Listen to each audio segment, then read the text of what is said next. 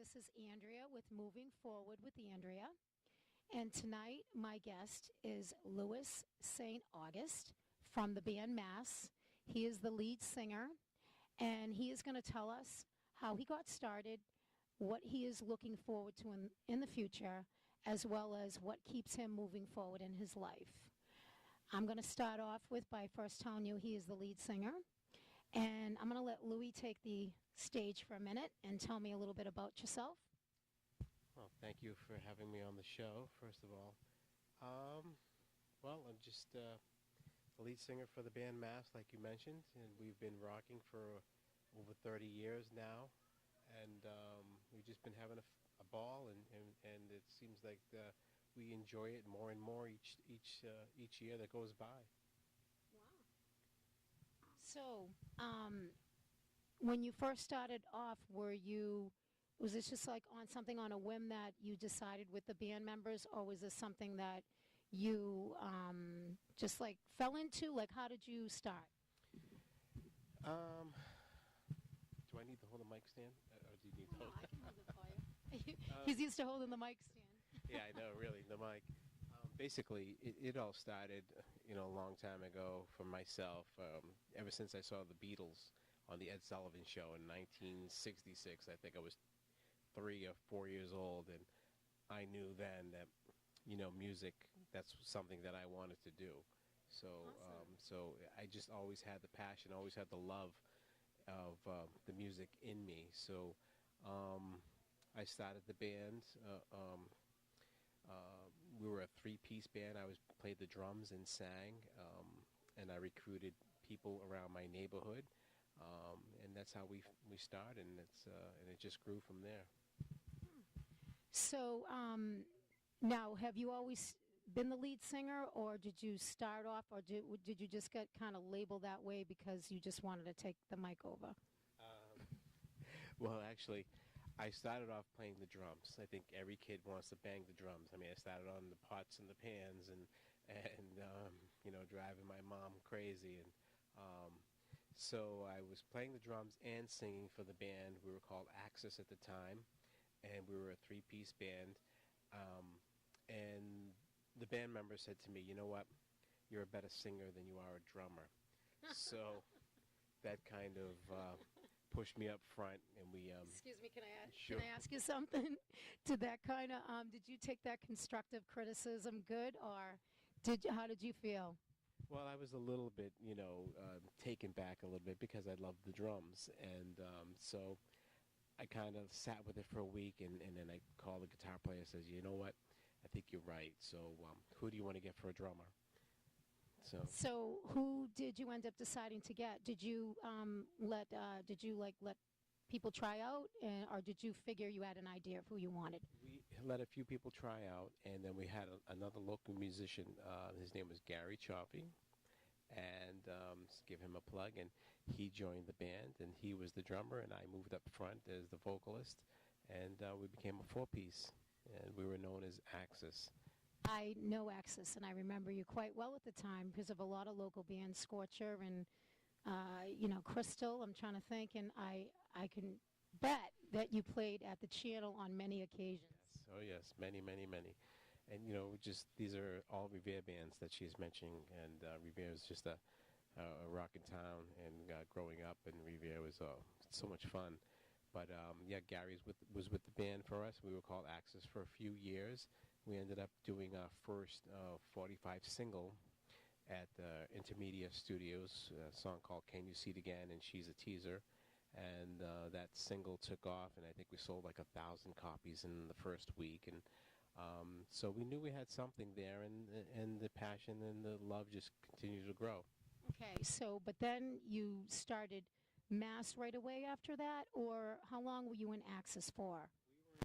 I was in Axis for about a couple of years, and at that time we had a change of drummers. Gary left. He had to leave the band. I guess he got married, and there was some conflicts with him and the management that we had at the time. Yeah, So, which happens, but you got to be tight so that the band can stick together, right? So you have the the comfort that you need. absolutely. So we had another drummer in mind. He was another local guy too. His name was Joe Vidala. It's Joey V. So we pulled Joey V in, and it seems like right after we pulled Joey V in, we got signed to our first recording contract with A&M Records. So we just, here we are, 18-year-old kids, with our first recording contract with A&M Records. And, they offered us all kinds of money, Awesome. and we just had a ball with it. We flew down to Florida for 3 months and spent $200,000 in like 3 months. So you were in the mansions and hanging out and living it up as well. We were taking the limos and having Chinese food and hitting all the clubs and spending tons of money, and we didn't have a care in the world. We didn't know actually what we were doing then. We were so young, and So can I ask you, so from that experience and being so young, that you get that high from that, but then you have to feel grounded because you want to move forward. Now, what helped you move forward through that to the next level? Because sometimes fame like that quickly can really affect people and they can end up getting a little messed up, which I know you folks haven't because you stay together, and I know a lot of you, and all of you are great guys. I love all of you guys. Are awesome. thank you so much. What grounded us was basically, we encountered some problems with the management company that we signed with. Right before we signed with A&M Records, we signed a management contract. And the management contract, we found out that our money was disappearing. We knew we were spending a lot of money, but they were actually stealing our money, too, behind our backs. We were 18, 19 years old, and the record label let us know that we needed to get rid of this management company. So we... So can I just ask you, excuse me 1 minute? So the record label company and the management are two separate entities, and they were the ones that sensed that this was happening to you? Yes. Because you're out there busy playing, and you're not concerned about, you just know you got money coming in, and you're like, Right. wow, this is great. And that must have really, pissed you off. It really did, because, our main focus, like you said, was just recording the best record that we possibly could and the songs that we had, and just focusing on the studio and working with the producer, who was Tom Allen at the time, who was very famous, who was the producer for Judas Priest. And so we were just ecstatic to be working at Criteria Studios and with Tom Allen in Miami, Florida, one of the prestigious studios of the time. So we kind of got ourselves back down to the ground when we found out that they were doing this to us and that we had to hire a lawyer. I mean, we were like, and we went through arbitration, and finally we had to file for bankruptcy, Chapter 11. And it took us over 2.5 years to get rid of those contracts. So, yeah, that's a lot of stress. So how did you keep it together during those times? Were you still playing out? Were you allowed to? Because I'm sure, like, that's when people want to pull their weight on what they can do, and if they're aggravated, and I mean, they're trying to get out of it, I'm sure. And, what do you suggest to people that are in a situation like that keeps you from not wanting to quit? Because you're getting that, I mean, that's pressure, Right. My suggestion is just to keep doing what you love to do, no matter what. And hire yourself a good lawyer.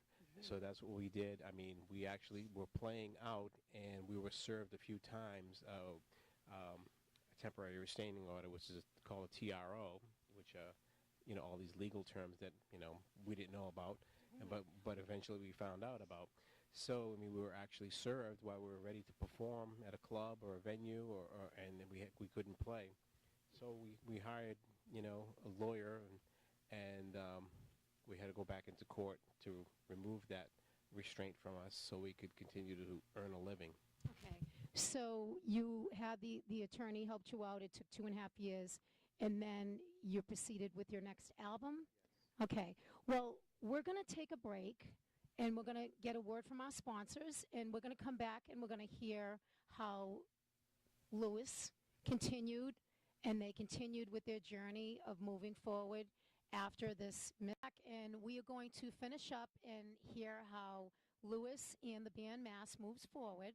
So I'm going to start off with asking Lewis how he moves forward in his own life and how he managed to keep this going, having a family with a wife and children and getting that together and keeping it together. And then we'll go into what's going on with the band for the nearest future and how you're going to stay moving forward. Boy, that's a lot of questions there. Basically, my wife and my children, they keep me grounded. So, it's without them, I'd be nothing. And they keep me down. My head's not up in the clouds. I just love them and just love having a family. So, and it's just great that they keep me grounded. Excuse me. So now the kids, how do they feel about their dad being a rock star? Because do they understand who you really, what's really going on? My youngest one doesn't. I mean, he'll. My two older daughters, they do. They'll wear the Mass T-shirts, and every once in a while, my son will put a cap on, and listen to my songs on the YouTube or in the car. As my wife will throw the CD in, and they'll sing along, and he's starting to ask questions now, but they love it. They see it. People come by the house and the letters that we get and the gifts that I get from fans and stuff. And it's just awesome. So now do they want to be into music? Are they like, do they ask you like, can we do that? Absolutely. My daughter loves to play the piano, so we have a piano downstairs, and I have a drum set downstairs as well, and she plays the drums, she plays the guitar, so she's pretty talented. And she's, she just watches me, strum my guitar or play the drums, and she'll go right down there and she'll pick it up and she's a pretty talented girl. Awesome. So that's good. So it's actually good insight for them and keeps them out of trouble. Not that they are, but I think it's really good for them to know that music is a big part of life and it's good for the soul, Now, as far as we understand that with the family, and that's great. I'm really happy for you that, it keeps you grounded. As far as the band, what is your future for Mass of what you are driving for the near future and what's keeping you moving forward? Well, I guess what's keeping me moving forward is our next record. So I really look forward to recording our next record, and we always try to achieve. This will be our 8th album. Okay, can I ask you, do you already have the name for the album? No, we don't. We have about 6 songs that are written right now, so we need about 6 more. And we'll choose, the best 10 out of the 12 or so. We may record more, but we don't know right now. So there's no title. Usually that comes to the end. Usually we'll pick a song title or something like that. It's the way we've done it in the past, is pick a song title that kind of sums up the whole album. So that's where we are now, and just the band has been member and do one more show and then work on the album and get that done for 2014. Excellent. I'm really looking forward to that. All right, so I'm glad to have you on my show tonight, and we are going to wrap this up. And do you have anything else that you want to say, Lewis? I just want to say thank you very much, and people want to check us out, just go to our website, www.massrocks.com. You can find out more about the band. You can pick up CDs, find out where we're playing and when the new album is released, and we should have a title by then. So, can you say the name of that website one more time, please? Absolutely. It's very simple. It's massrocks.com. Excellent. Well, once again, thank you so much for coming on my show. It's my pleasure. I'm looking forward to seeing you in the future when the album comes out.